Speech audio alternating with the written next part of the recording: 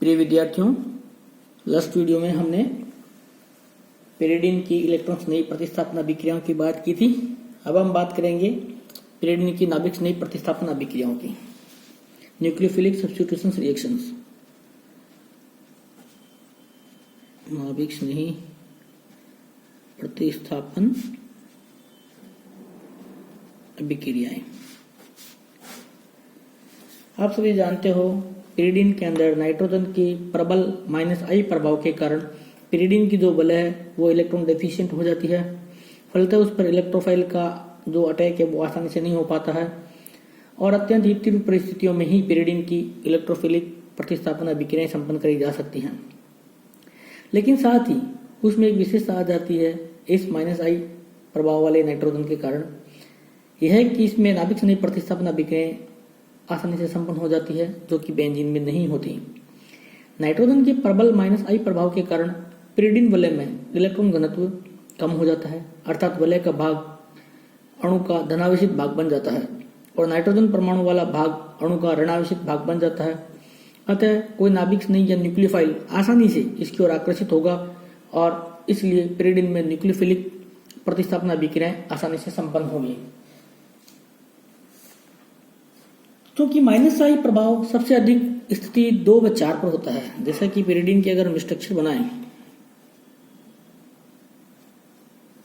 1, 2, 3, 4, 5 और 6, इस स्ट्रक्चर में हम देखते हैं कि -I का प्रभाव जो है वो मैक्सिमम स्थिति 2 और 4, स्थिति 6 भी कह सकते हैं, लेकिन हम इसको 2, 2, 3, 3 और 4 ऐसे कंट्रीब्यूट कर रहे हैं, डिसाइड कर रहे हैं। तो 2 और 4 स्थिति 2 और स्थिति 4 पर सबसे अधिक होता है -I प्रभाव। अतः पेरिडीन की नाभिक स्नेही प्रतिस्थापन अभिक्रियाएं स्थिति 2 व 4 पर ही संपन्न होगी। नाभिक स्नेही प्रतिस्थापन अभिक्रियाएं जो स्थिति 2 व 4 पर ही संपन्न हो रही है, उसका एक मुख्य कारण है कि यदि नाभिक स्नेही स्थिति 2 अथवा 4 पर आक्रमण करता है तो बना हुआ मध्यवर्ती ऋणायन अधिक स्थायी होता है, क्योंकि इनकी अनुनादी संरचनाओं में एक संरचना ऐसी होती है जिसमें अधिक ऋण विद्युती नाइट्रोजन परमाणु पर ऋणावेश होता है। उनमें ऐसी कोई अति स्थायी अनुनादी संरचना नहीं होती।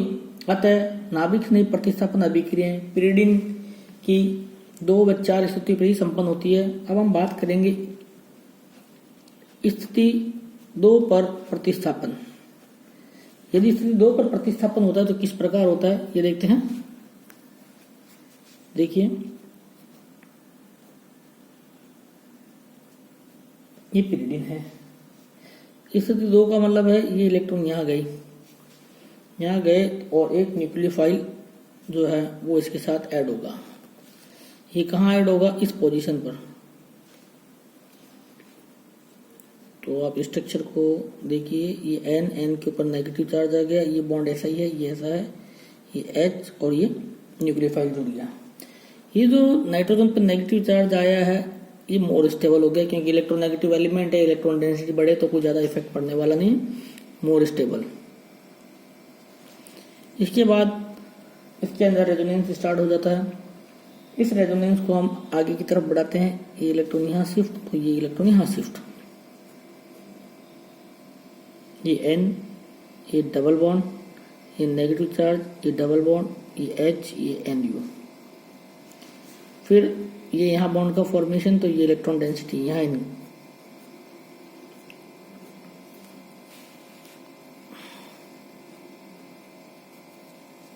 ये बॉन्ड यहाँ, ये बॉन्ड यहाँ, इलेक्ट्रॉन यहाँ, ये H, ये न्यूक्लियोफाइल।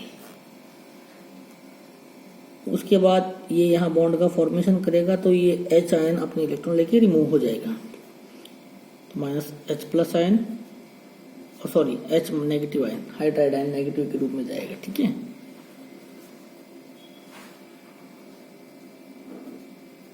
और न्यूक्लियोफाइल का एडिशन हो जाएगा 2 नंबर पोजीशन पर। अब हम बात करते हैं स्थिति 4 पर प्रतिस्थापन। स्थिति 4 भी सेम कंडीशन आती है। अब आप देखिए स्थिति 4 पर प्रतिस्थापन किस प्रकार होता है।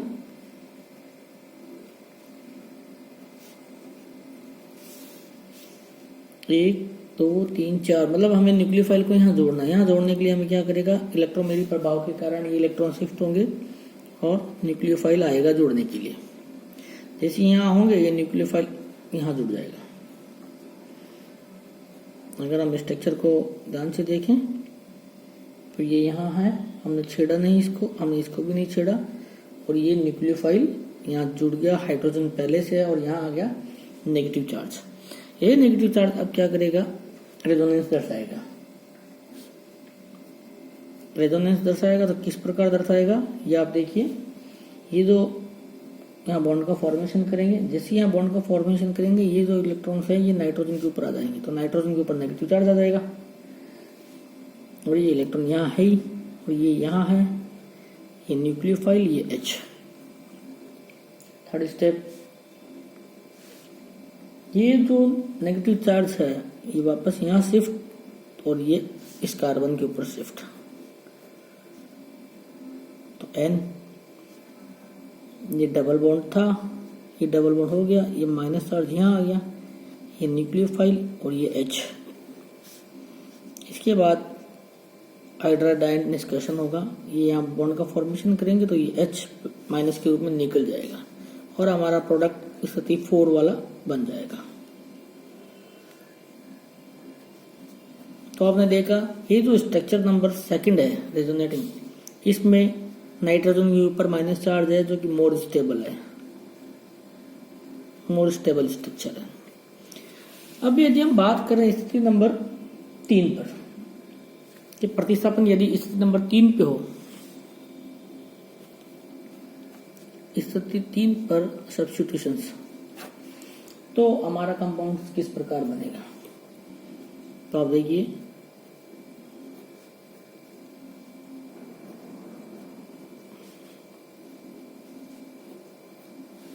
ये पेरिडिन हो गया, ये न्यूक्लियोफाइल है।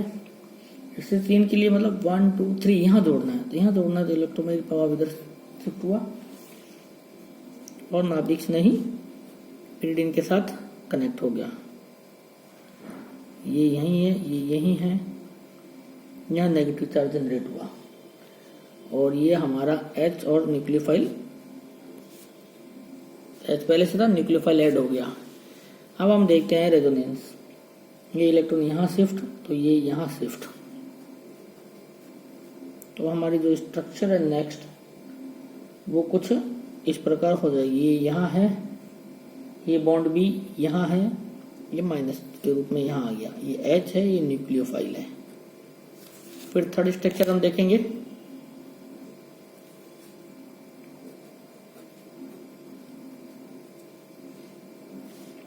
ये जो लोन पेयर है वो यहाँ शिफ्ट, और ये पाई बॉन्ड यहाँ शिफ्ट, यहाँ आ गया, यहाँ आ गया, ये H है, ये न्यूक्लियोफाइल है, और ये जो नेगेटिव चार्ज था वो यहाँ आ जाएगा। अब हाइड्राइड आयन का रिमूवनेशन होगा, ये बॉन्ड यहाँ बनेगा, बने तो ये H आयन के रूप में, हाइड्राइड आयन के रूप में निकल जाएगा और हमारा स्थिति 3 पे न्यूक्लियोफाइल ऐड हो जाएगा। अब हम इन स्ट्रक्चर में देखते हैं, हमें कोई भी ऐसी स्ट्रक्चर प्राप्त नहीं हुई जो मोर स्टेबल हो, तो यहाँ no more stable structure gain, किसी भी प्रकार की कोई स्ट्रक्चर हमें ऐसी प्राप्त नहीं हुई जो स्टेबल हो। इस आधार पर हम देखते हैं कि पेरिडिन के अंदर जो नाभिक स्नेही प्रतिस्थापन अभिक्रिया है वो मुख्यतः स्थिति 2 और स्थिति 4 पर ही संपन्न होती है, जिसका कारण आपको पता चल ही गया कि इलेक्ट्रोनेगेटिव एलिमेंट के ऊपर नेगेटिव चार्ज होता है, जबकि स्थिति 3 पर हमें इस प्रकार की कोई स्ट्रक्चर प्राप्त नहीं होती। अब आगे हम बात करेंगे रिएक्शन की, एमिनेशन। सबसे पहली जो अभिक्रिया है वो है ammunition.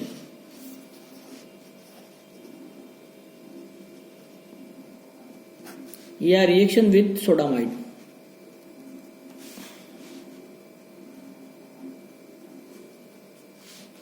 NaNH2 reaction with sodamide. Pyridine अणु में एमिनो समूह का प्रवेश होता है। जब पेरिडिन को सोडामाइड के साथ गर्म किया जाए तो 2 अमीनो पिरिडिन बनता है। यदि सोडामाइड को एक्सेस में लिया जाए तो 2,6 डाई अमीनो पिरिडिन बनता है। वस्तुतः अभिक्रिया में सोडियम लवण बनता है जो जल के साथ अपघटित होकर एमीन मुक्त करता है। अभिक्रिया देखिए, जैसे कि ये हमने लिया पिरिडिन, इसकी हमने रिएक्शन कराई सोडामाइड के एक मॉलिक्यूल के साथ और इसको हमने किया हीट करने पर बनेगा 2 अमीनो पिरिडिन, ये NH2 आ गया। और अब हमने एक्सेस में लिया है सोडामाइड और फिर हीट किया तो हमें 2,6 डाई अमीनो पिरिडिन प्राप्त हुई। 2 अमीनो पायरिडिन और 2,6 डाई अमीनो पायरिडिन या पिरिडिन। सेकंड है ऑर्गेनो लिथियम कंपाउंड के साथ reaction with organo lithium compound. जैसे इसमें हम एक ही देखते हैं N ब्यूटिल लिथियम के साथ N ब्यूटिल लिथियम के साथ, जैसे ये लिया हमने पिरिडिन, इसकी रिएक्शन कराई हमने C4H9Li, एक प्रकार का कार्बोधात्विक यौगिक है।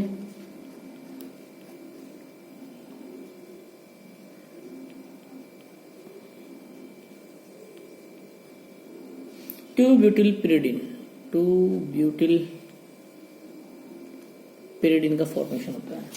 इसके बाद हम रिएक्शन कराते हैं Gr के साथ, रिएक्शन विद Gr, कोई भी Gr ले सकते हैं। हम यहाँ ले रहे हैं C6H5CS2 MgBr, बेंजील मैग्नीशियम ब्रोमाइड।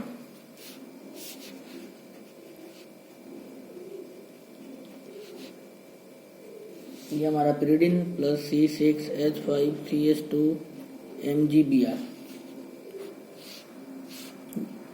ये भी कार्बोधात्विक यौगिक है।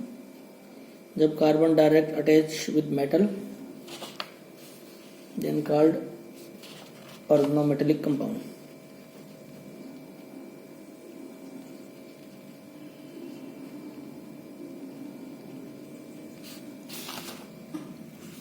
Four benzyl pyridyl,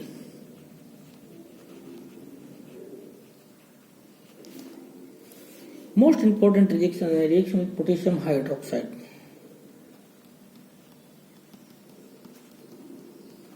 most important है, परीक्षा में कंपटीशन में बहुत बार पूछी गई है। पिरिडिन को जब पोटेशियम हाइड्रोक्साइड के साथ 320 डिग्री सेंटीग्रेड टेम्परेचर पर हीट करते हैं तो 2 हाइड्रोक्सी पिरिडिन बनता है।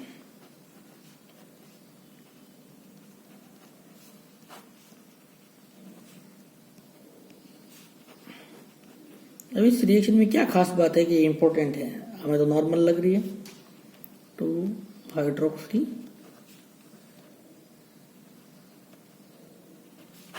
इस रिएक्शन में खास बात ये है, ये जो OH है फिनोलिक OH दिख रहा है, लेकिन वास्तव में ये फिनोलिक OH नहीं होता है। जब हम इसका एक्स किरण व IR स्पेक्ट्रम से स्टडी करते हैं तो हमें पता चलता है कि जो फिनोलिक OH है वह वास्तव में कीटोनिक रूप में है। इट्स मीन ये अपने आप को कीटोनिक फॉर्म में कन्वर्ट कर लेता है।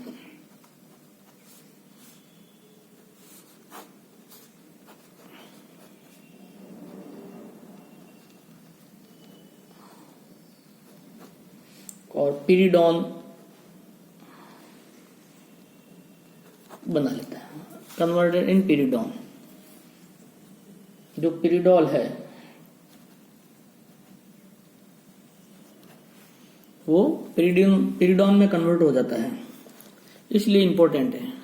परीक्षा में सवाल आता है NMR के अंदर इसकी कितनी पीक आएगी, तो पीक के आधार पर इसको आइडेंटिफाई किया जाता है कि ये दिया गया कंपाउंड कौन सा है। इसके बाद हम बात करते हैं, यदि 2 नंबर और 4 नंबर पोजीशन पर कोई ऐसा हैलोजन परमाणु जुड़ा हुआ हो तो उसका नाभिक संधि द्वारा आसानी से रिप्लेसमेंट हो जाता है।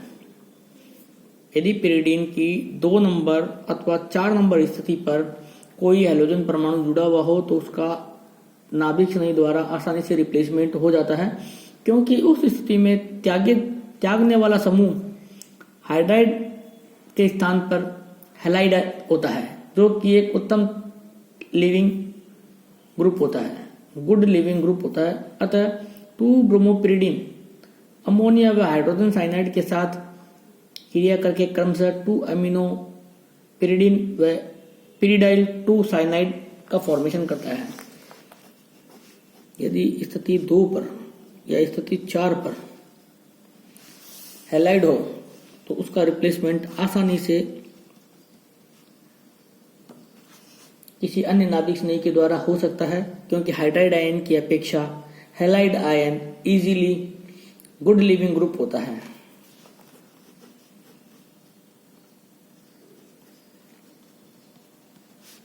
टू अमीनो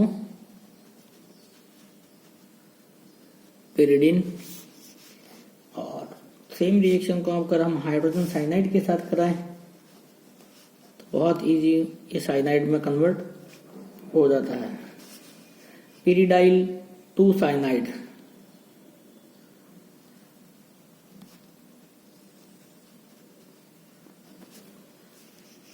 इस प्रकार हमने पिरिडीन की इलेक्ट्रॉन स्नेही प्रतिस्थापन अभिक्रिया व नाभिक स्नेही प्रतिस्थापन अभिक्रियाओं के बारे में बात की। नेक्स्ट हम वीडियो जो देखेंगे वह इंडोल, क्विनोलिन और आइसोक्विनोलिन के बारे में बात करेंगे। धन्यवाद।